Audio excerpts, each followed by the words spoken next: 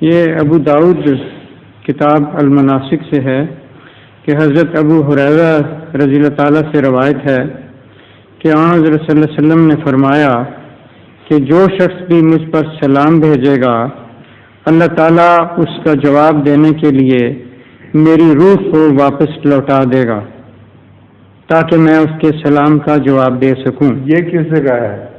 یہ ابو داؤد کتاب المناسک۔ ہاں، یہ تو غلط بات ہے۔